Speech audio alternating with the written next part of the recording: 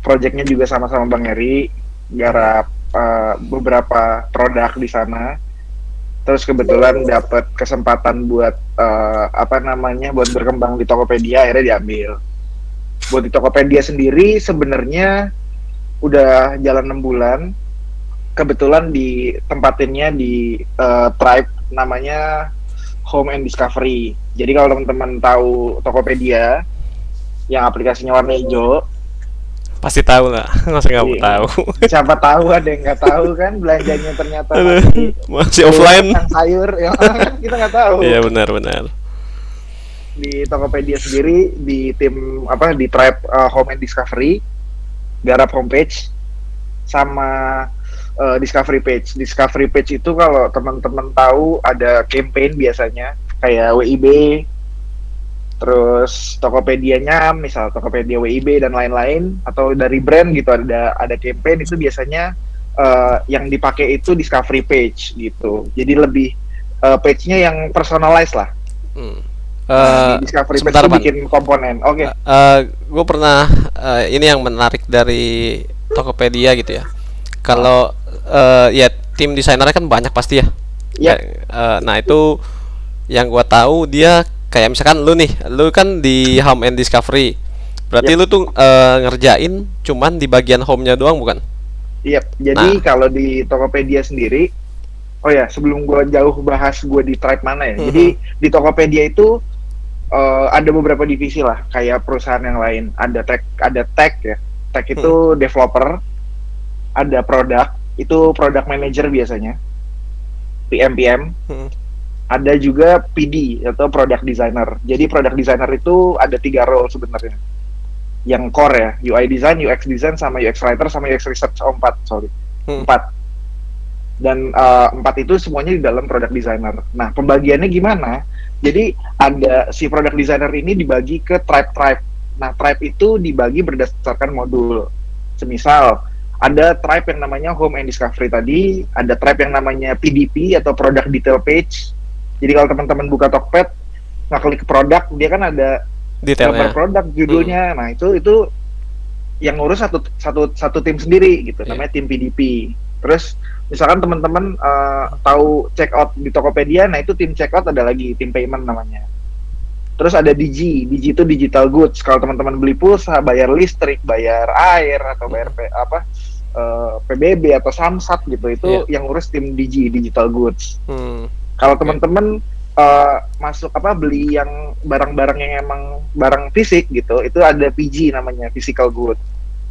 Jadi product designer kita tuh dibagi berdasarkan tribe itu, kayak gitu. Ya, berarti itu ya maksudnya beda banget kalau misalkan kayak kita mungkin di startup kecil atau di company biasanya kan kalau kita tim desainer satu divisi, cuman yang ngerjainnya semua kan, maksudnya mulai dari homepage sampai ya semuanya lah yang ada di produk tersebut. Cuman kalau di Tokopedia atau di big startup itu biasanya kayak gitu, bener-bener per divisinya itu lebih detail. Kayak si Evan ini ngerjain khusus Home and Discovery, nanti divisi lainnya bagian PDP, ntar divisi lain bagian apa lagi, jadi lebih menjurus lagi gitu ya.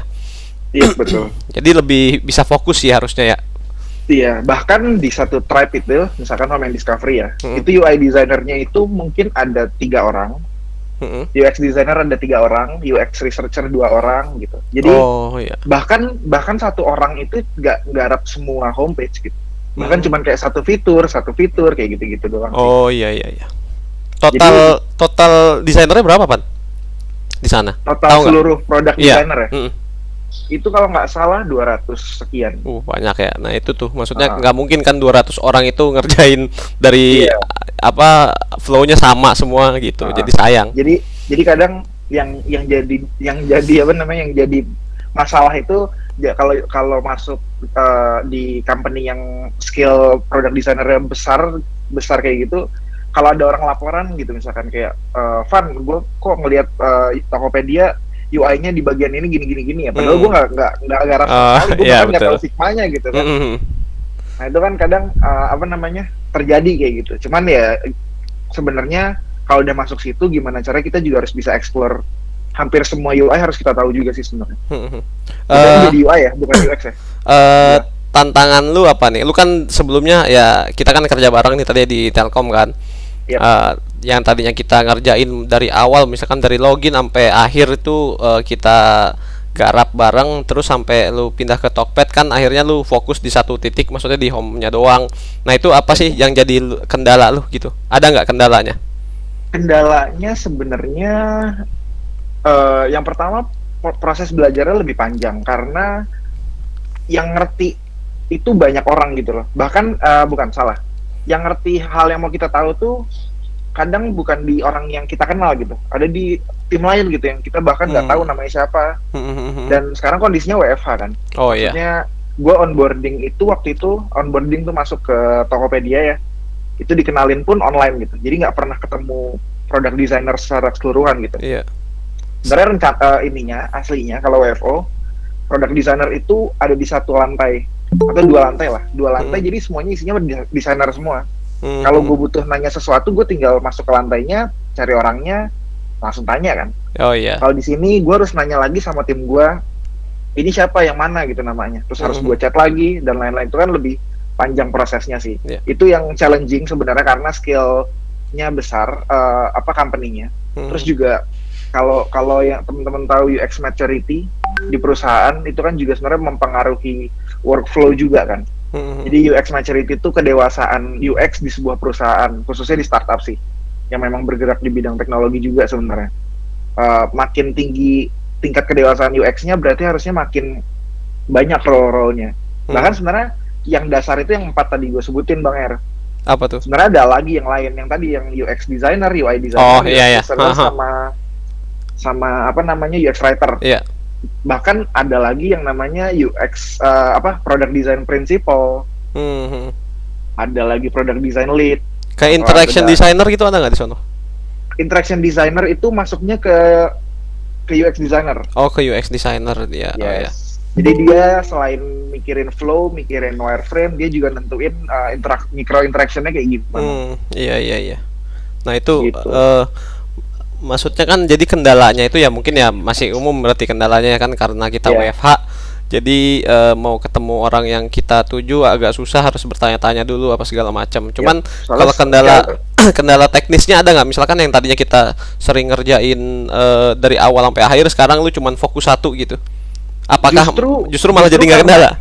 Iya, nggak, justru itu jadi challenging sebenarnya. Karena fokus ya.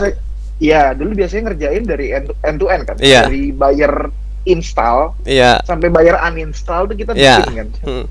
Kalau di sini kan fokusnya bener-bener satu fitur, kayak gua cuman lihat produk yang direkomendasiin waktu kita lagi lihat PDP-nya Tokped. Oh iya. Misal gua lagi lihat galon gitu, galon di Tokped. Yang ada galon soalnya gua. Iya. Lagi nge-scroll kan, di bawahnya ada tuh galon fit sama galon Cleo rekomendasi. Iya. Nah, fitur ngasih tahu kita galon yang lain aja itu biasanya pengerjaannya bisa 2 sprint. 1 sprint itu 2 minggu. Jadi total 1 bulan lebih lah. Cuman untuk satu fitur ya. Dan itu sebenarnya yang bikin capek adalah gue ngelihat, kalau gue ya ngerasa challenge-nya adalah mereka tuh product designernya itu dokumentasinya rapi-rapi Mas Er. Jadi bahkan UI designernya pun bikin dokumen Figma tuh bisa dibaca sama orang yang bahkan nggak tahu Figma tuh aplikasi apa. Oh, jadi, harus paham ilmu itu gitu ya? Iya, dokumentasinya serapih itu, cara mereka menyampaikan UI desainnya bahkan serapi itu.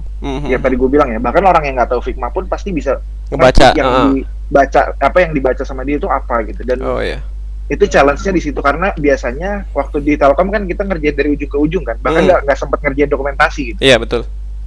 Dan ternyata turn out yang gue realize adalah sebenarnya dalam proses product design itu memang yang penting itu proses dokumentasi justru. Karena kita bahkan jadi tahu phase 1 sampai phase ultimate itu produknya bakal seperti apa yang kita improve, apa yang tidak kita improve atau dipertahankan gitu, atau bahkan ada yang di take out gitu misalkan. Itu kalau di development change log-nya ada gitu. Oke, sip.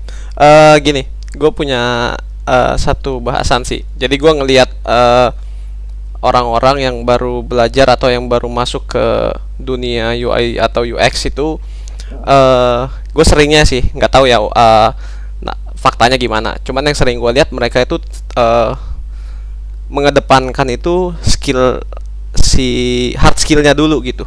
Kayak misalkan dia ngelihat si ada nih yang ngejar-ngejar, dia bikin prototype yang bagus banget gitu, tapi padahal dia nggak belajar fundamental tentang UI gitu, dia nggak belajar fundamental tentang UX gitu. Jadi ketika dia masuk ke kantor atau masuk ke sebuah perusahaan, ketika itu prototype yang dia buat apa segala macam yang udah keren, abis itu padahal nggak kepake gitu, ya kan? Padahal yang dia butuhkan lo ya basic-basicnya dulu kan, rules-rulesnya tentang betul. UI, UX. Nah itu maksud gua ya di sini untuk teman-teman semua yang mungkin yang masih kuliah atau lagi nyari kerja, nggak usah terlena dengan lihat orang bikin prototype kok keren banget, lihat orang bikin UI itu bagus banget di dribble kan, ya lo tahu sendiri kan maksudnya. Ini menarik ini.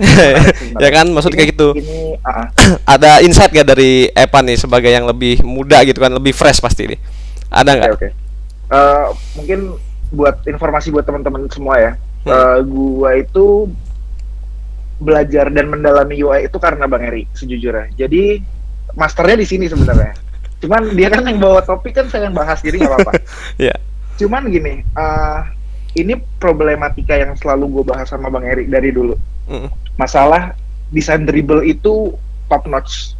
Yeah. Desain terbaik yang pernah ada tuh kalau mau nyari referensi ya di dribble gitu.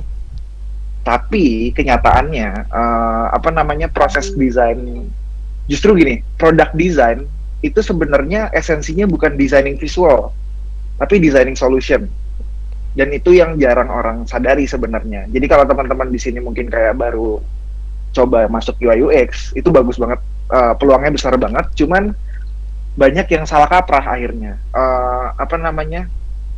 Tujuannya itu malah agak belok. Sebenarnya UI design atau UX design itu bukan graphic design. Yang memang yang dijual memang estetika gitu. Product design itu masalahnya bukan tentang estetika doang gitu, atau bahkan ada, mungkin kita bisa bahas nanti study case-nya ya. Kalau teman-teman pakai BCA, oh iya, visualnya itu ininya lah, mobile-nya maksudnya. Iya, mobile ya. MBCA. Iya, MBCA. BCA mobile. Itu bahkan kalau teman-teman sadar pun yang garap bukan orang UI, itu pure dari developer. Artinya apa sebenarnya? Banyak orang yang mulai masuk ke UI UX itu punya tujuan untuk bikin UI semenarik mungkin. Istilahnya kalau kita lomba poster ya, posternya harus bagus mungkin gitu. Sedangkan UI itu objektifnya bukan ke sana. Tapi how we design solution buat sebuah produk sebenarnya. Dan makanya di sini kadang ada orang yang fokusnya di UI designer pun nggak apa-apa. Kayak gua kan jadi UI designer, Bang Eri juga UI designer. Ada yang namanya UX designer. Sebenarnya itu yang harus juga dipelajari sebenarnya, tipis-tipis lah. Karena fundamentalnya sebenarnya juga dari sana. Kayak kita gimana caranya bikin visual yang bagus kalau kita bahkan nggak tahu mau nge-solve apa. Jadi sebenarnya yang harus dimulai itu gimana caranya teman-teman punya critical thinking buat nyari tahu sebenarnya masalahnya apa dulu gitu. Kadang kita udah bahas duluan. Gue mau bikin aplikasi Tokopedia gitu, yang jual beli gitu. Tapi bahkan misalkan bahkan masyarakat pun nggak jual beli, nggak ada yang punya duit gitu. Terus berarti kan mendesain sebuah aplikasi Tokopedia itu bukan solusi sama sekali. Orang aja nggak ada yang beli sama sekali gitu. Jadi nggak ada aktivitasnya, tapi kita bikin solusinya. Nggak ada masalahnya, kita bikin solusinya, itu kan juga salah gitu. Jadi sebenarnya mulainya itu harus dari masalahnya dulu. Misalkan yang sering jadi case study nih, kalau teman-teman nanti coba apply di Tokped atau misalkan coba apply di Bukalapak atau mungkin di startup lain lah, Shopee dan lain-lain, itu yang coba digali pasti tentang critical thinking-nya, bukan tentang skill desainnya. Karena skill design itu berkembang dan itu cepat berkembangnya. bahkan kita mungkin sebulan dedicate buat coba lihat dribble aja tiap hari, lihat YouTube-nya Bang Eri ya tiap hari. Itu kan pasti pinter kan, maksudnya pasti jago gitu, pasti UI-nya pasti bagus lah. Belajar color theory dan lain-lain gitu, itu cepat gitu. Cuman yang lama itu gimana kita kritis sama solusi, bahkan bukan cuman kritis sama masalah, kritis juga sama solusinya. Misalkan pemerintah bikin A, bikin B, solusinya A, solusinya juga dikritik harusnya. Ada nggak sih solusi yang lebih optimal, yang lebih efisien secara cost, lebih efektif secara operasi gitu. Jadi semuanya lebih optimal aja gitu solusinya. Dan sebenarnya UI UX itu arahnya ke sana, product design ya. Itu harusnya kita fokuskan dulu apa sih masalah yang mau dibangun gitu, apa sih masalah yang mau diselesaikan, masalahnya seperti apa. Oke. Apakah memang harus melalui UI atau hanya cukup UX gitu misalkan. Atau bahkan cuman butuh copywriter aja buat ngubah dikit tulisannya gitu biar user jadi oh gini doang ternyata cuman butuh gini user udah paham gitu. Iya. Kayak gitu. Jadi sebenarnya teman-teman sebelum mau mulai melihat dribble tuh bagus. Cuman oh ya, sama ada satu lagi yang sering kejadian itu dari dribble. Ini problematika dribble. Apa tuh? Kita lihat referensi dari dribble. Kita bikin desain mirip dribble. Kita setelahnya ditabrak sama developer biasanya. Ya itu sering tuh. Oke, itu selain UX tidak terjawab, ngerepotin, hitamnya developer naik, meningkat, gitu kan? Iya betul. Jadi tidak ada solusi yang coba dibuat, tidak ada masalah yang coba diselesaikan, tapi developer kesel kan itu nggak bagus tuh. Jadi banyak juga yang kejadian kayak gitu. Developernya juga nggak bisa bikin kayak gitu, tapi kita punya angan-angan besar. Nah itu sering terjadi juga sih Bang di Tokped. Oke. Jadi gue juga punya ngelihat gitu ya, nyadar sih, maksudnya nyadar ketika gue ini sekarang posisinya itu udah 3 tahun ya sebagai UI designer, dan ya itu masuknya ke medium lah ya, medium UI designer gitu. Nah yang gue lihat sekarang ini, gue sadar kalau dulu gitu ya, pas gua masih junior gitu, masih setahun ke bawah itu, yang kita pentingin memang estetika pasti. Maksudnya gimana caranya ini tampilan ini bagus gitu. Tanpa kita mikirin user, tanpa kita mikirin developer, tanpa kita mikirin stakeholder apa segala macam kayak gitu. Nah, masuk ke jenjang berikutnya gitu, makin belajar pasti itu kan. Kita misalkan konsisten di UI designer gitu, masuk ke tahun kedua, tahun ketiga, nah di situ pasti mulai belajar. Nah, ini gue juga kan lagi tahap belajar sekarang. Gue udah mulai mikirin gimana caranya si user ini tahu tentang desain kita, nggak cuma ngelihatnya oke doang gitu. Bagaimana secara fungsionalitinya. Terus kita juga harus ngelihat ke developernya sanggup nggak nih kita desain seperti ini gitu. Jangan sampai tabrakan gitu semuanya. Nah, itu udah masuk ke medium. Nah, untuk masuk ke expertnya lagi, dia udah harusnya lebih luas dari itu. Dia udah bisa mikirin stakeholdernya gimana, kemauan dari user gimana, kemauan dari developer juga harus terpenuhi. Secara desain juga bagus kayak gitu. Nah itu yang ngebedain antara dari junior, medium ke expert gitu. Berarti benar-benar. Bentar. Sampai sini mungkin teman-teman ada yang mau bertanya dulu nggak nih ke Evan atau ke gua gitu? Mana sih chat roomnya? Chatroomnya kosong ya. Oh ini. Itu siapa tuh? Mas Agas. Coba. Mau tanya? Ya, halo Mas Eri sama Mas Evan. Saya mau tanya. Gimana sih, kan tadi kan Mas Evan cerita tuh banyak kerjanya tuh banyak sama banyak orang. Terus bagaimana cara mengambil keputusan bahwa tidak ada yang kayak tadi yang di desainer sama developer tuh saling tidak bisa kayak gitu. Gimana cara ngambil keputusannya? Oke, menarik. Silakan jawaban. Oke, makasih Mas Agas. Ya, sama-sama. Oke. Ketika ada, kita biasanya nyebutnya bottleneck, masalah yang menghambat lah sebenarnya di situ. Sebenarnya ketahui dulu kapasitas desainer sama kapasitas developernya juga. Makanya sebenarnya penting ketika kita nanti freelance pun ya, teman-teman misalkan nanti freelance UI UX gitu. Sebenarnya juga harus tanya coba ke stakeholdernya, kira-kira ke kliennya gitu, tanya developernya gimana gitu, pakai apa, sanggup nggak kira-kira kalau kayak gini kayak gitu. Karena itu juga perlu dikomunikasiin. Jangan sampai kita desain se-advance itu tapi ternyata developernya nggak mampu. Gitu juga sebaliknya, ternyata developernya mampu banget tapi kita desain so-so gitu. Itu juga nggak bagus gitu kan. Jadi ketika ada kayak gitu, better di awal dikomunikasiin. Pas udah kejadian gimana, misalkan kita udah desain bagus-bagus, lalala, ternyata si developernya nggak bisa gitu. Berarti kita harus cari tengahnya sebenarnya. Solusi. Biasanya kalau di Tokped itu kejadiannya kalau kayak gitu, kita bikin jadi phase. Jadi misalkan fase ya, fase. Ya, kita bikin fase. Tujuannya apa sebenarnya? Biar sebenarnya secara UX dia bakal optimal, tapi biarkan si developer juga belajar dulu, atau mungkin biar developernya coba dikulik dulu misalkan. Tapi di satu sisi kita udah tahu ultimate phase atau misalkan fitur terbaiknya nih, yang tadi developer nggak bisa tuh tetap bisa tercapai gitu. Soalnya demi kepentingan UX pun sebenarnya harus diusahakan gitu, dan developer harusnya masih bisa mengusahakan. Kecuali benar-benar impossible ya. Misalkan mau bikin UI yang bisa nampilin Pak Jokowi gitu, hologram itu kan nggak bisa gitu misalkan developernya. Ya itu harus kita sadar diri lah, turunin ekspektasi juga. Karena kadang desainer itu juga kan sebenarnya biasanya orang-orang yang memang passionnya di estetika juga sebenarnya. Pasti. Nggak melulu tentang UX gitu. Bahkan banyak di Tokped yang bukan orang IT, bukan DKV, jadi UX designer, UX writer, Mas. Psikolog. Bahkan ada yang anak hukum. Waduh, anak hukum. Itu emang jauh banget sih sebenarnya. Cuman maksudnya karena emang akhirnya melulu bukan tentang ilmunya, tapi memang kadang preferensi si desainernya kan, karena dia punya passion di bidang estetika gitu. Betul. Nah, itu kadang yang bikin ekspektasinya desainer tuh tinggi-tinggi gitu. Sampai developernya bahkan kayak lu udah gila lu nyuruh gua kayak gini.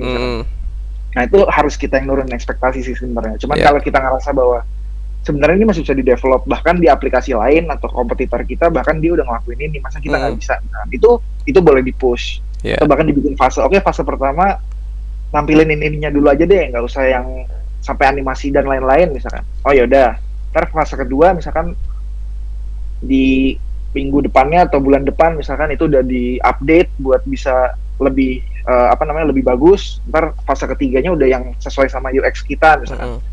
Nah itu biasanya caranya kayak gitu sih kalau di. Berarti intinya sering-sering ngobrol lah desainer sama developer itu, jangan sampai diem-dieman gitu. Itu tapi memang gitu, maksudnya dulu ya gua ya pas tahun pertama kerja gitu ya, itu masuk startup kecil yang isinya itu cuma 12 orang jadi udah termasuk UI, UX, developer apa segala macam.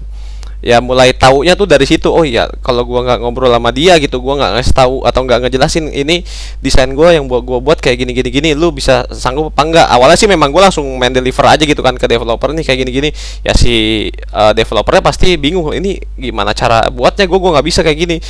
Jadi kan dulu pikiran kita ya udahlah, apa yang kita buat di layar udah pasti bisa lah sama developer mah, gampang gitu, karena dia juga belajar gitu kan. Ternyata nggak semudah itu gitu. Kita juga harus mikirin dari sisi developer gimana, sulit atau mudah kayak gitu. Jadi jangan sampai hubungan kita sama developer itu tergesek api cemburu lah gitu. Iya, bener itu. Sama-sama produk sense of belonging ke produknya kan gede tuh dulu. Iya. Intinya kan tujuannya satu tuh. Tujuannya satu buat ngembangin produk gitu kan. Ya udah, maksudnya biar sama-sama adil gimana kayak gitu. Ada lagi nggak? Bisa, desainernya enak gitu sih sebenarnya. Oke, ada lagi nggak nih yang mau jawab, Mas Agus? Oh iya. Sudah Mas. Oh iya Mas, tadi kan nyinggung soal dokumentasi. Kan Mas Evan bilang tuh kalau Tokopedia tuh dokumentasinya bagus. Berarti sisi developernya juga bisa lihat Figma secara keseluruhan, mengerti. Oke.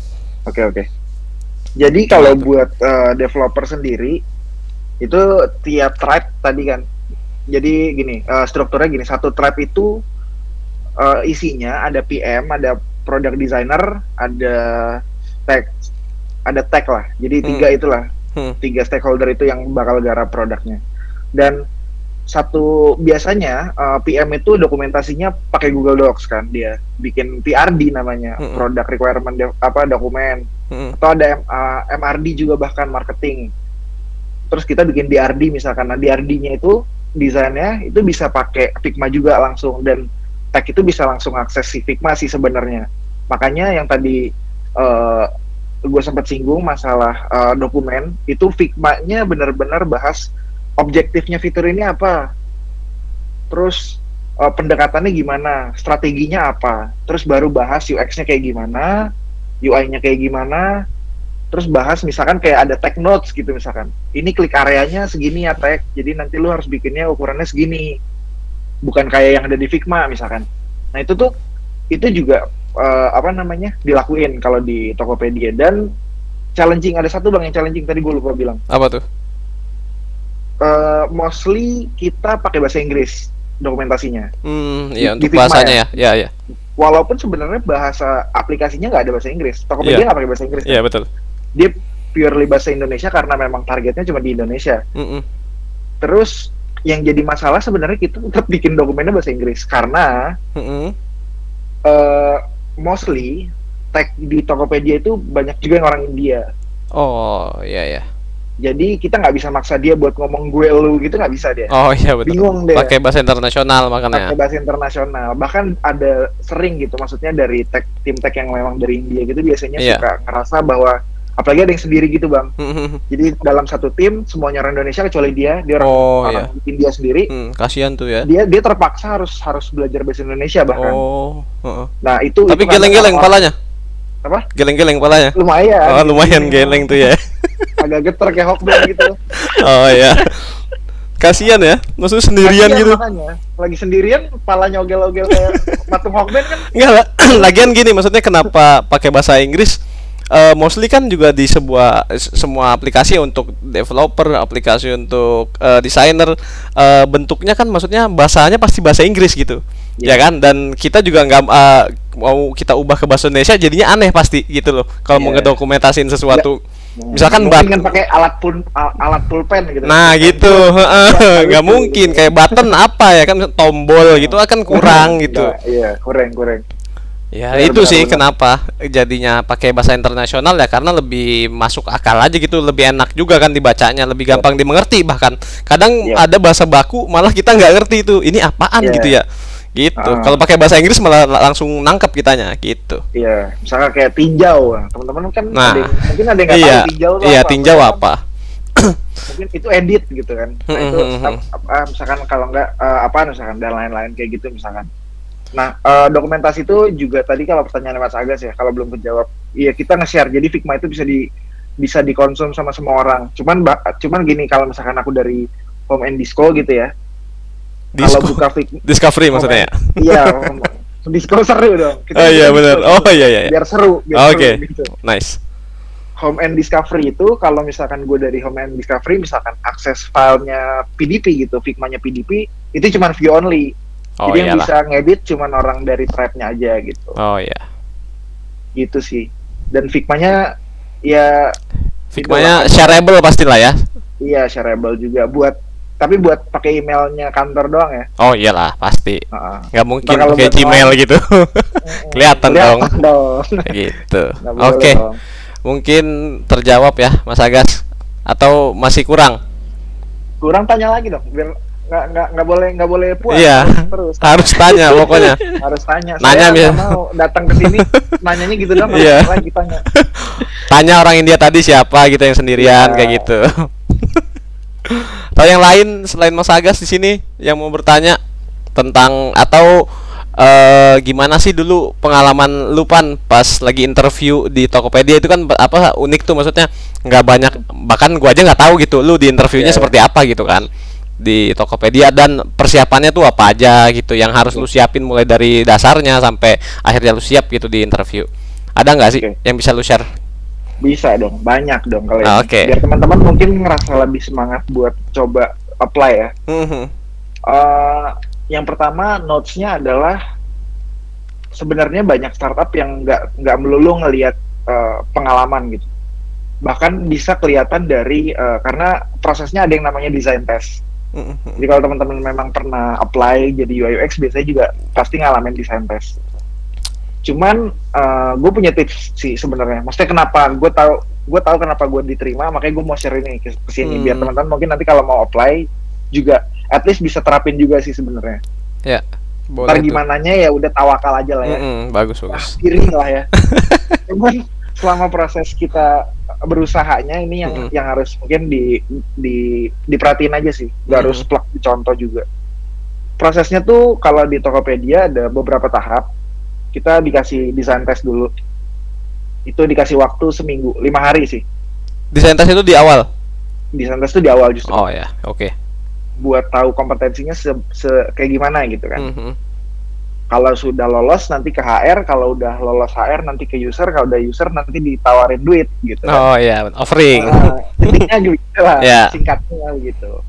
Cuman yang harus diperhatiin bukan ditawarin duitnya dulu ya. Yeah. Ininya dulu nih, proses desain testnya lawan HR sama lawan user.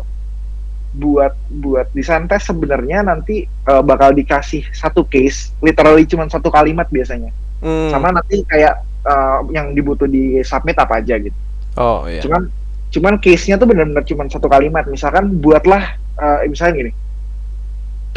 Saat ini ada masalah di proses rekrutmen fresh graduate gitu. Buatlah solusi digitalnya. Udah gitu doang. Oh iya.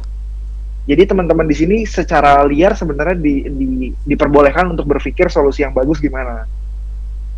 Nah, nanti sebenarnya ekspektasinya, atau mungkin kalau teman-teman sekarang mikir, berarti yang harus gue buat apa? Misalkan, mungkin kayak UI designernya karena gue nge-play-nya UI misalkan. Iya. Atau yang UX designer mikirnya gue mentok paling bikin wireframe gitu misalkan. Padahal sebenarnya yang difokusin tuh nggak harus langsung ke sana, justru biar nggak salah aja. Dan kalau teman-teman nanti apply di manapun sih sebenarnya, tipsnya adalah anggap ini project serius. Anggap aja kliennya ada gitu. Anggap aja kalian dibayar gitu buat bikin ini. Yeah, jadi betul. dari situ ada semangat buat serius dulu ngerjainnya. Ntar yang kedua, waktu itu gue dikasih case semacam itu lah, ceritanya kayak gitu ya. Nggak boleh diceritain case lu apa waktu itu? Nggak boleh. Oh nggak boleh. Ya udah. Ntar kalau teman-teman Ketahuan ya. Pakpet ketahuan dong. Oh iya benar. Nggak boleh. Ya udah. Biar kaget aja. Iya iya. Kan? Oh benar.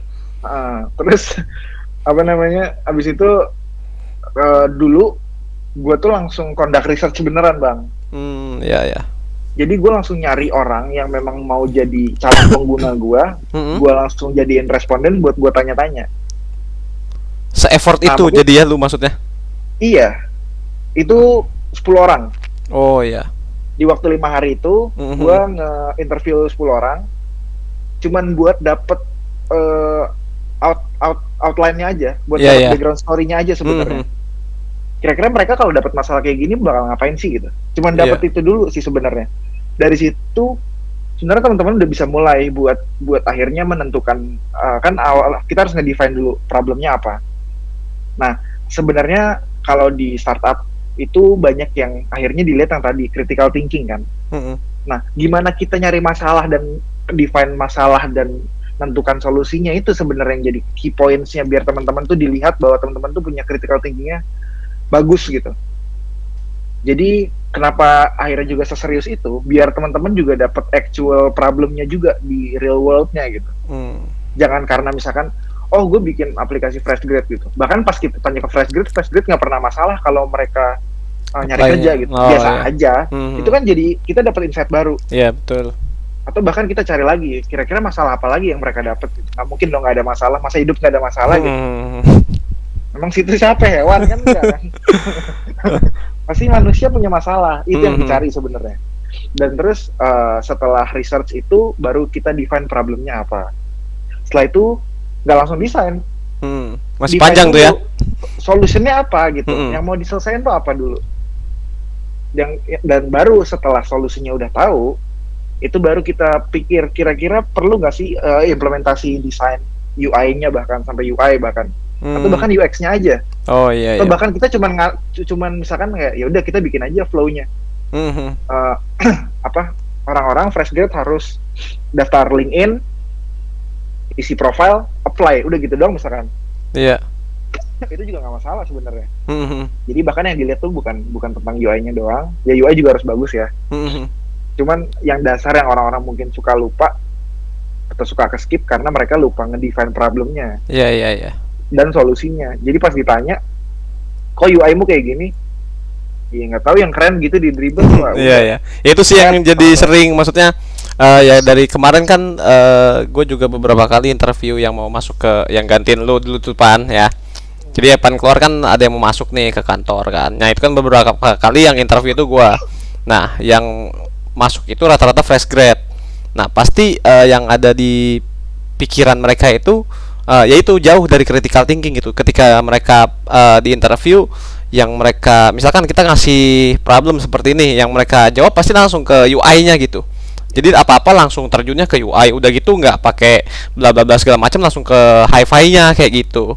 Itu kan lu belum tahu problemnya apa, belum tahu solutionnya apa, udah main terjun ke desainnya aja gitu.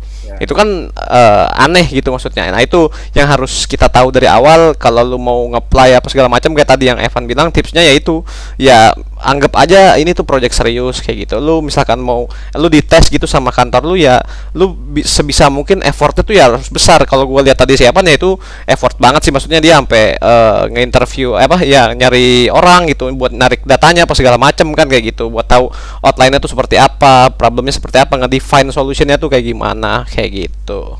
Oke, lanjut Pan. Dan sebenarnya juga kayak apa namanya, pinter-pinteran kita juga sebenarnya buat nyari problem. Bahkan kayak di case-nya kayak gini ngomongnya, tapi ternyata kita nemu problem baru yang justru lebih mencengangkan gitu. Justru punya masalah yang lebih kuat buat dijadiin solusi UI misalnya, itu justru lebih bagus lagi. Berarti teman-teman secara sadar critical thinkingnya lebih bagus gitu daripada yang bikin case justru kan. Oh iya, betul. Dan itu yang jadi keren gitu. Dan sebenarnya banyak juga yang akhirnya melihat sebenarnya bukan UI-nya doang. Kayak misalkan ya warnanya biru sama oranye gitu. Terus kenapa gitu? Yang mereka mau lihat bahkan kayak flow-nya habis dari homepage, user diarahin kemana nih? Terus dari sini kemana nih? Apa di tiap page tuh goalnya apa sih gitu? Iya, betul. Yang dilihat justru itunya, nggak cuma tentang warna biru, warna merah, button gede, button kecil, search bar melayang, search bar kemana-mana tahu kan? Search bar geleng-geleng begitu nggak ada tuh. Search bar Hawkband kan nggak tahu kita. Cuman memang akhirnya yang coba mereka lihat itu gimana kita bisa benar-benar fokus sama journey-nya, karena jadi product designer itu kayak koki sebenarnya. Kita nggak cuma nyajiin si piring itu, di piring itu bagus banget gitu kan. Orang jadi lapar gitu ngeliatnya. Tapi pas dicobain rasanya kayak nggak tahu gitu kan, jadi nggak enak. Atau bahkan kita nggak tahu, bahkan kita masak nasi goreng buat orang yang ternyata alergi nasi goreng gitu. Oh iya. Atau orang yang ternyata nggak suka pakai minyak makannya. Itu kan juga salah gitu. Kita harus tanya dulu, kamu ada alergi nggak? Nggak ada. Alergi udang ya udah, berarti kita nggak boleh masak seafood gitu misalkan. Kita nggak boleh bikin UI yang seperti ini, atau kita nggak bisa bikin UX yang seperti ini.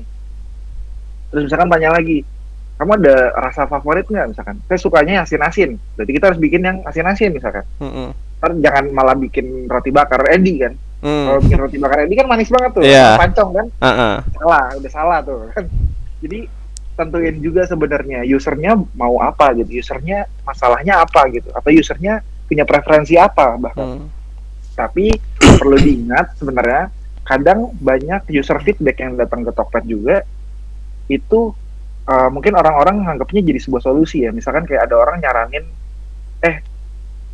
Pan bikin Tokped bisa bayar pakai Shopee Pay dong misalkan. Oh ya.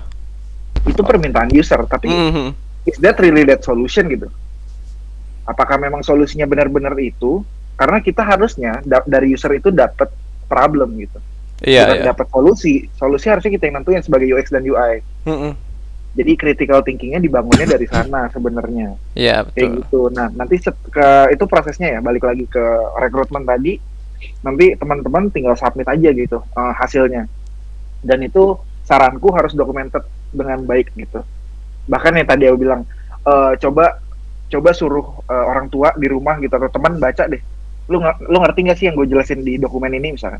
Nah itu juga cara yang benar tuh sebenarnya. Cara yang buat bagus latihannya buat kita tahu. Orang awam bisa nggak sih baca ini? Gitu. Bahkan dokumen atau desain yang kita buat kan belum tentu buat orang yang bisa desain juga. Bisa jadi buat orang lain. Nah itu teman-teman harus exercise buat bikin dokumentasi juga rapi, kalimatnya juga benar gitu, apa yang mau diceritain, dan lebih brief juga, soalnya kadang recruiter itu nggak punya banyak waktu, mereka punya kerjaan lain misalkan, atau apalagi kayak user kayak Bang Eri gitu nge-interview UI designer lain gitu, kandidat, kan Bang Eri juga punya urusan kerjaan yang lain, betul. Nanti waktunya lebih sedikit, dan gimana caranya dokumentasi kita harus lebih brief gitu, singkat, padat, dan jelas sebenarnya. atau bikin semenarik mungkin tapi jangan alay gitu, jangan lebay gitu misalnya. Tambahin aja apa super grafik kecil-kecil atau ilustrasi apa gitu misalkan. Itu juga sebenarnya bikin si user bahkan ninggalin kerjaannya buat lihat kerjaan kalian yang kalian submit, dan itu penting. Jadi tadi anggap serius, anggap ini yang baca orang yang bahkan nggak tahu desain itu apa. Ya. Dan Gitu. Setelah itu baru bahas ke usernya nanti. Interview sama user. Yes, interview sama user yang sebenarnya cukup ngasah mental sebenarnya.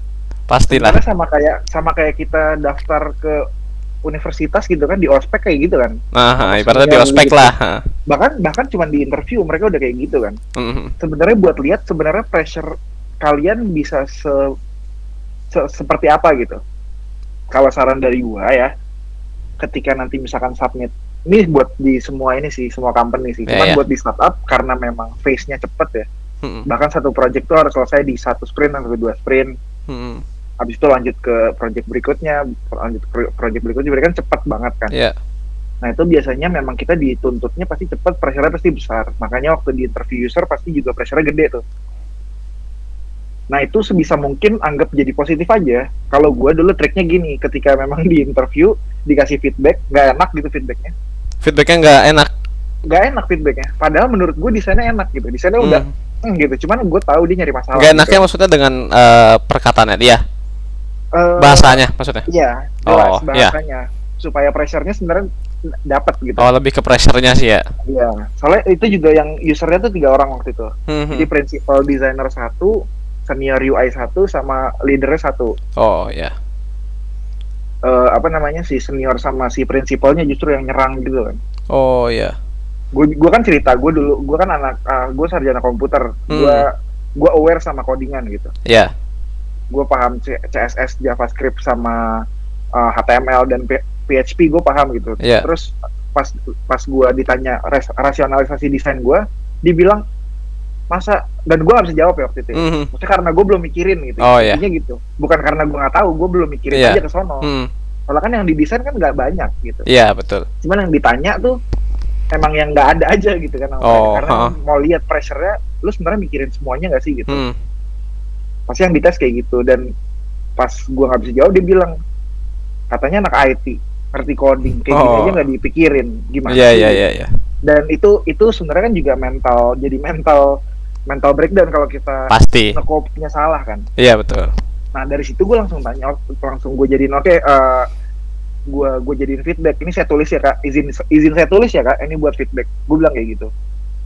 Bahkan setelah selesai user interview pun feedback yang tadi udah gue dapat, gue revisi lagi di desain gue walaupun gak gue kirim ke mereka. Iya. Coba lo implementasikan lah. Yes, soalnya supaya teman-teman nih setelah dapat feedback tuh ngerasa terbiasa lah buat buat memaklumi kalau desain teman-teman tuh ada yang kurang aja gitu. Iya benar. Dan itu nggak masalah. Desain tuh itu juga nggak bisa sempurna di phase 1 gitu. Makanya ada phase kan dalam desain, jadi nggak mesti phase 1 langsung jadi gitu. Tuh ada yang nanya tuh. Nanyanya pakai mic dong. Pakai suara lah. Nanya di chat nggak kelihatan, nggak kebaca nih. Pal. Ya nggak bisa on mic mas. Yaudah mas, isi konten nggak apa-apa. Porto yang baik gimana? Isi konten Porto yang baik. Ini kalau konten-konten ini Bang Eri sih sebenarnya kan. Bang Eri kan YouTuber kan. YouTuber. Waktu itu kan udah pernah dijelasin ya di sharing session yang ke berapa sih waktu itu tuh. Kalau bikin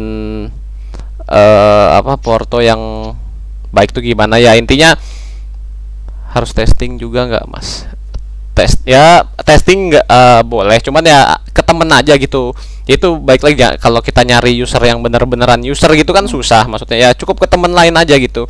Kalau kita mau ngasih Porto, coba kita kasih lihat yang tahun, bahkan yang awam banget ya, yang zero knowledge kayak gitu, yang dia nggak tahu apa-apa. Ketika kita kasih Porto kita, mereka ngerti nggak apa yang kita sajikan kayak gitu. Kalau mereka aja nggak ngerti, ya jangan sampai lu bawa itu ke user pas lu interview kayak gitu. Ya intinya bikin Porto yang baik gimana ya, jangan cuman ketika misalkan kita UI designer gitu ya, yang kita sajin cuman gambar doang kayak gitu. Ya lu yang mau dilihat apanya gitu ya. Ya kalau mau lihat gambarnya doang oke lah ada. Cuman yang di kita sebagai yang recruiter itu kan pengen lihat nih orang mikirnya bagaimana gitu. Dia bisa nyelesain problem apa enggak gitu. Mereka punya solusi tuh segimana gitu ketika disajikan dengan problem yang ada kayak gitu. Jadi jangan sampai lu bikin porto cuman ya awal-awal sih dulu gue juga gitu ya, pas gue baru nge-apply di startup yang pertama baru lulus fresh grad, ya udah porto gue pikir ya udahlah cuman desain doang tuh ya kan, UI aja pokoknya, gambar gede-gede gitu iya gambar gede-gede apa segala macem, yang penting meriah lah kayak gitu. Tapi nggak tahu kenapa waktu itu diterima aja sih. Ya karena startup kecil sih, yang penting kan waktu itu kan ya butuh orang ya tarik aja. Cuman makin kesini kalau lu makin ke jenjang karir yang lebih atas lagi, maksudnya lu masuk ke company yang lebih besar lagi, startup yang lebih besar lagi, itu lu bakal dibuang lu kalau cuman bikin porto isinya gambar doang kayak gitu. Bagusnya bikin porto ada berapa case? Sebanyak mungkin. Kalau gue sih mikirnya ya bisa sebanyak mungkin, atau bahkan bisa 1 atau 2 atau 3 tapi ultimate gitu. Iya. 2 atau 3 gitu tapi lengkap gitu. Iya. Bener dibahas tuntas kenapa reasoning desainnya juga ada gitu. Mungkin idealnya sih 2 kayaknya ya. Iya, jadi biar ada alternatif cara berpikirnya kan gitu. Kadang juga kita mau lihat sebenarnya ini orang nyelesain case tuh monoton gak sih? Betul. Gitu-gitu aja gitu, solusinya gitu-gitu aja gitu. Ya. Caranya juga pendekatannya gitu-gitu aja. Jadi nggak terlalu banyak mikirin kayak emang solusinya selalu dari user gitu. Ya, kan ada solusi yang datangnya dari bisnis gitu. Nah itu kan yang mungkin banyak yang orang yang nggak mikir gitu. Kayak misalkan kenapa kita nggak dapat masalah sama sekali di user tapi aplikasinya tetap nggak perform, desainnya tetap nggak enak gitu misalkan. Iya. Ya, mungkin dari segi bisnis atau behaviornya orang lain yang sering pakai ternyata nggak kayak gitu. Jadi sebenarnya harus bikin serelate mungkin juga, terus juga lengkap gitu. Dan bahkan kayak misalkan reasoning design atau misalkan kenapa pilih warna ini misalkan, itu karena reasonnya kuat, itu justru juga jadi plus point sih. Betul. Ya jadi gitu maksudnya case-nya itu bukan makin banyak makin bagus juga ya. Jadi ya sebisa mungkin di dalam case lu itu ya lu nyertain cara berpikir lu ya sebagus mungkin gitu. Jadi 1-2 itu udah cukup.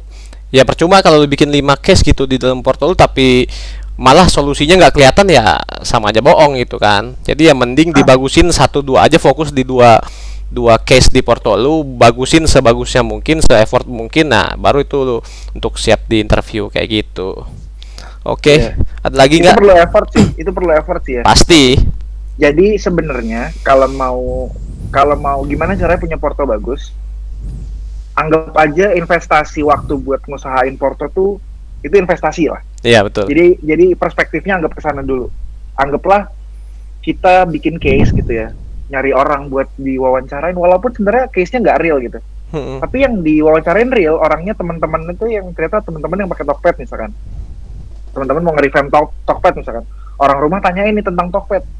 Nemu masalah, case-nya di breakdown, di define masalahnya, di define solusinya, di revamp misalkan UI-nya atau UX-nya, flow-nya diganti misalkan. Iya. Itu lebih itu investasi. Itu teman-teman jadi bisa nuangin semua di porto, dan porto itu sebenarnya bakal jadi bahan yang kuat lah buat teman-teman bisa kemana-mana sebenarnya. Jadi jangan nganggap bikin porto tuh buang-buang waktu, atau misalkan kayak gue malas bikin porto gitu. Malas aja tuh udah nggak bakal. Malah kadang ada yang mepet sama interviewnya baru dibikin portonya. Udah apply gitu kan, CV-nya doang disubmit. Besoknya diminta porto, nah itu baru dibikin. Nah itu susah. Mendingan apply ketika portonya siap, CV-nya siap. Ya kayak gitu. Tipsnya sih seperti itu. Ketika sudah dapat panggilan interview, tinggal nyiapin mental, nggak usah nyiapin porto lagi. Benar, lu nggak perlu pusing lagi gitu. Kadang ada orang jadi nyiapin portonya doang, mentalnya kagak siap. Iya. Udah ketemu orang kan bingung dia. Nggak belajar company-nya, kan juga tuh company yang biasanya nanya, kamu tahu apa tentang produk kita? Iya, betul. Itu kan juga teman-teman perlu belajar at least H-1 kan. Waktunya kepake buat yang lain ya. Iya, kepake buat porto kan. Iya. Atau apa. Jadi skip lagi kayak kan. Gitu. Nah, itu jadiin misalkan sekarang teman-teman lagi kosong nih, ya udah mulai aja cicil porto, bikin case sendiri. Post di Medium misal, post di Dribble, post di Instagram kayak Bang Eri, atau bikin YouTube kayak Bang Eri. Sebenarnya itu media latihan. Iya, betul. Juga bisa teman-teman ambil ketika teman-teman ditanya gitu. pengalaman situ di UI UX gimana. Bahkan Bang Eri misalkan produknya cuma itu doang misalnya di Telkom sekarang. Freelance juga enggak gara-gara ngurusin anak nih misalnya. Ya kan? Kan bisa aja Bang Eri nyantumin link YouTube-nya terus pernah jadi pemateri atau fasil di sama Pak Boris misalnya. Itu kan juga sesuatu yang sebenarnya teman-teman juga perlu cari sebenarnya. Jadi nggak cuma melulu tentang Figma yang diekspor, gitu. Tapi juga tentang yang lain gitu. Makanya sebenarnya gue ada di sini buat nge-share juga sebenarnya buat itu juga biar teman-teman juga aware sama apapun yang sekarang ada gitu, apalagi di bidang product design gitu kan. Tuh Van ada yang nanya tuh, halo Kak Evan, maaf belum bisa on mic. Mau tanya nih, dari Tokopedia itu kan untuk pekerjaan dari product designer terbagi-bagi jadi beberapa role. Ada UI design, UX writer. Nah, lalu untuk proses usability testing UT dari hasil UI UX desainnya bagaimana? Apakah perlu mencari partisipan secara rutin atau bagaimana ya? Oke. Jadi buat proses project aja ya kita ngomongnya ya berarti ini kan. Itu sebenarnya ada yang inisiatif UX designer, ada bahkan yang inisiatifnya UI designer, atau ada yang inisiatifnya UX researcher. Dia nge-research dulu nih, biasanya tim UX research biasanya gitu. Kalau emang nggak ada permintaan dari dari role lain gitu, dia biasanya conduct research sendiri buat nyari data atau nyari yang aneh-aneh lah. Habis itu nemu, habis itu baru dilempar ke product designer yang lain kan. Nah, kalau misalkan ngomongin tentang UT, biasanya yang conduct research itu kalau nggak UI ya UX gitu. UX research itu biasanya nggak banyak fokus ke sama UX research. Cuman UX research itu lebih banyak fokusnya sebenarnya lebih luas lagi gitu. Nggak cuma sekedar satu fitur, dua fitur. Biasanya ada, dan di Tokped itu ada UT yang memang UT-nya Tokped, General UT namanya, sama ada yang namanya Casual UT. Kalau Casual UT itu biasanya yang ngelakuin UT itu biasanya ya si desainernya UX atau UI-nya ke teman-teman di sekitarnya, misalkan ke keluarga, ke teman-teman yang kenal gitu. Itu nyari itu partisipannya siapa? Kalau yang casual? Kalau yang casual itu biasanya tetap si desainernya. Misalkan gue nih, gue pengen nih berapa orang nih di sini, gue jadi UT partisipan tuh bisa. Tapi memang harus sesuai sama kriteria yang kita mau dapat gitu. Misalkan data yang mau didapat tentang apa? Orang-orang atau pengguna Tokopedia yang sering beli pulsa. Kalau misalkan teman-teman di sini nggak ada yang pernah beli pulsa, berarti nggak bisa masuk partisipan juga. Jadi, dan itu juga ditulis juga tuh demografinya seperti apa. Misalkan orang ini asalnya di mana, terus sering beli pulsa nggak?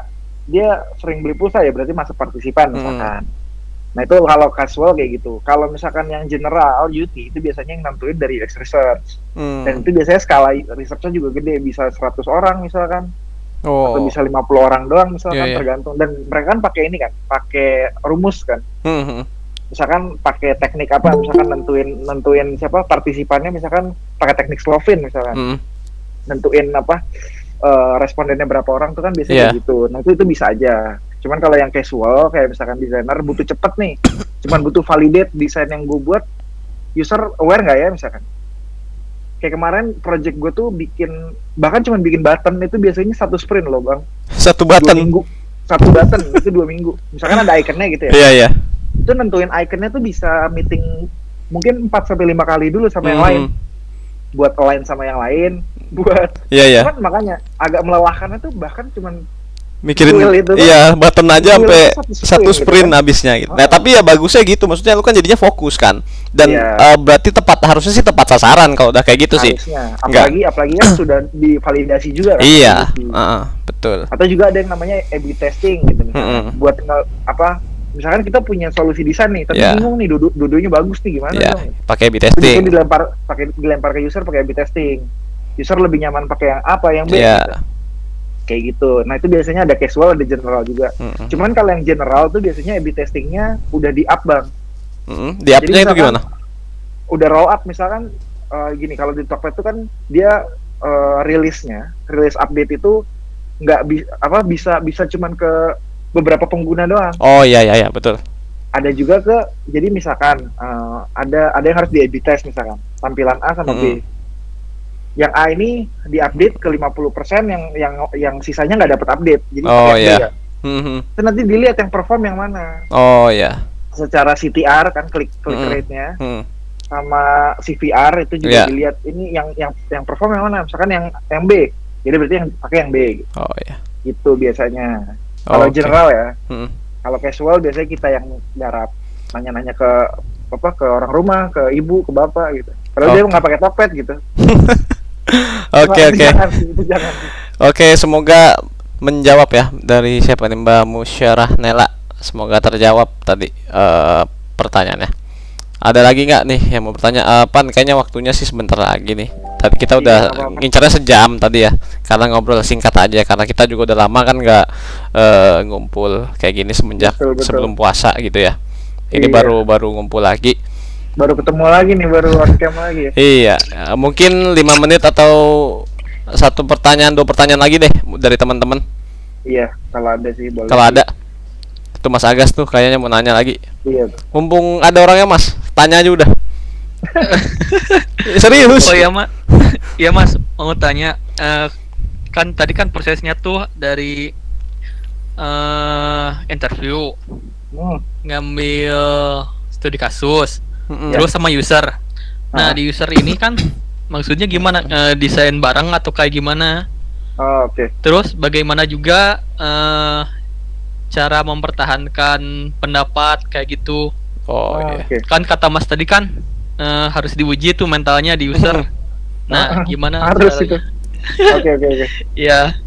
Makasih, Mas. Iya. Oke, sama-sama. Silakan. Jadi sebenarnya nggak ada live design sih. Live design itu biasanya kalau di Tokped ya ini ya. Gue ngomongin Tokped ya, cara rekrutmennya. Khususnya di product design itu nggak ada sih. Cuman desain yang tadi desain tes itu nanti dibahas di sana. Jadi yang dibahas tuh yang tadi gue diserang tuh desain tes, hasil desain tesnya. Yang udah lu buat sebelumnya kan? Iya, betul. Dan itu diserang tuh. Benar-benar satu-satu ditanyain, dikasih tahu, atau bahkan disuruh ganti gitu.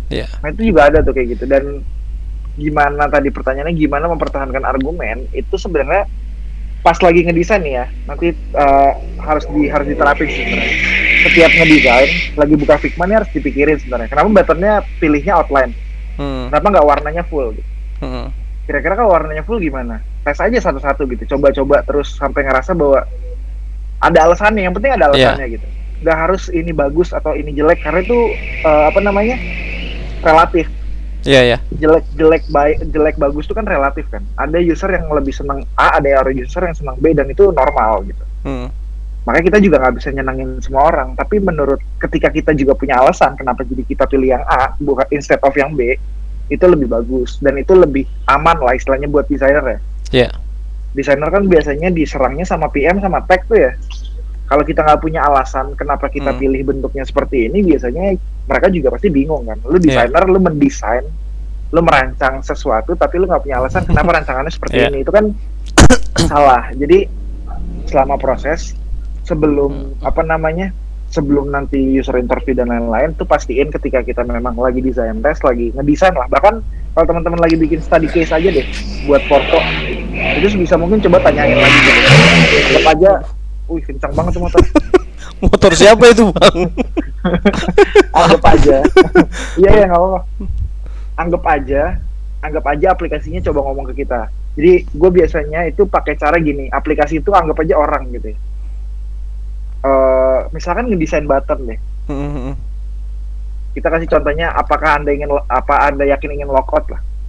Terus ada buttonnya warnanya misalkan buttonnya warna merah, bukan outline ya, warna merah, terus bilang ya keluar sekarang misalkan. Nah, marah tuh ya. Iya itu kan marah tuh kan. Tapi dari situ sebenarnya kita punya alasan bahwa sebenarnya kita emang maksa user buat keluar misalkan. Iya. Jadi alasan itu caranya nentuinnya biasanya gue ngomong as the app-nya gitu, as the desainnya. Kalau gue jadi desain nih, gue ngomong gimana ke user dengan desain kayak gini misalnya. Maksudnya si aplikasi itu bisa ngomong.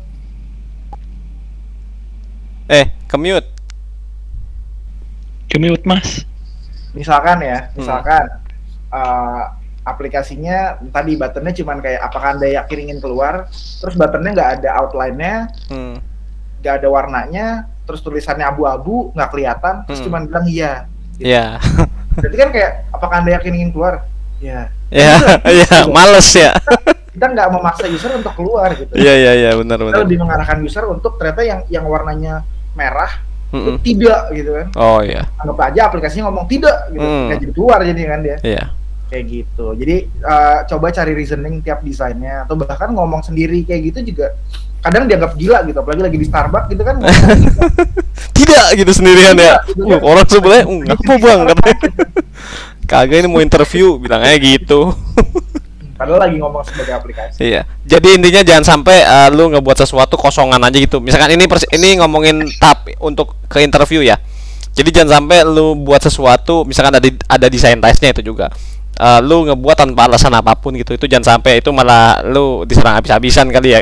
Kalau lu sampai nggak punya alasan apapun mah kayak gitu. Jadi kalau bisa ya persiapin dulu tuh semuanya di awal, ya itu tadi gunanya lu punya waktu luang, itu gunain ya buat ngebagusin porto, buat update porto, dan buat nyiapin mental dan segala-galanya. Jadi ketika udah deket dengan hari lu interview, ya lu tinggal yang lu persiapkan atau yang lu research itu tinggal si company-nya aja kayak gitu. Lu nggak butuh effort waktu di ngupdate porto lagi kayak gitu, ngupdate apa lagi segala macem kayak gitu. Oke, udah jam 8.44 kayaknya, udah sejam nih pas. Tadi kita mulai jam 7.40. Oke, kalau gitu mungkin malam ini kita sudahi dulu ya untuk pembahasan atau discussnya tentang gimana sih UI designer di Tokped tuh gitu. Tapi yang gua mau ngomong ke Evan sih ini. Yang gue menarik dari Evan ini semenjak dia masuk gitu ya ke UI designer di Tokped. Yang gue lihat sekarang ini kan gue baru ngobrol lagi nih sama si Evan ya, ngobrol langsung kayak gini. Itu gue lihat pengalaman dia jauh sih dari yang sebelumnya gitu. Dan berarti kan di Tokped itu ya karena dianya fokus gitu ya dalam satu divisi gitu, yang tadi yang dia bilang dia cuma ngurusin home, itu juga home nggak keseluruhan gitu kan, cuman ada beberapa doang yang dia urusin gitu. Nah itu berarti tandanya bagus untuk kita sebagai UI designer tuh fokus dalam specific things kayak gitu. Jadi nggak perlu lu bagus di general gitu. Kalau lu bisa bagus di specific things ya, kalau selama itu lu bisa berkembang ya nggak apa-apa kayak gitu. Kayak gitu sih. Oke, mungkin lain kali kita ngobrol-ngobrol lagi, Pan. Oke. Mungkin nanti atau ya, mungkin di sini masih banyak yang belum puas, silakan aja tuh di grup kan. Ada Evan juga, dia kan juga sering ngejawab tuh kalau ada pertanyaan-pertanyaan apa segala macam, itu kan Evan sering aktif tuh jawab. Kadang nyepam juga sih ya. Kagak apa-apa, malah bagus nge-backup gua gitu. Iya, kadang sebenarnya emang kalau ada yang ditanyain tuh lebih baik tanya di grup aja sih. Iya. Biar teman-teman lain juga belajar. Iya, gitu. Oke, kalau gitu kita akhiri dulu ya. Evan, sekali lagi makasih ya Pan ya, udah join di forum kecil-kecilan ini. Ya, Oke, semoga ilmunya tadi atau ceritanya bisa bermanfaat lah ke teman-teman semua, bisa dijadiin acuan juga tadi ya. Oke, kalau gitu kita akhiri. Good luck buat semuanya ya. Kalau mau mulai apply UI UX, jangan takut, pokoknya pede aja lah. Siap, mantap. Tanya-tanya aja di grup tuh, ada Evan, tenang aja. Sehat-sehat semuanya, stay safe and stay healthy semuanya. Oke, Assalamualaikum. Oke, stay safe, Assalamualaikum.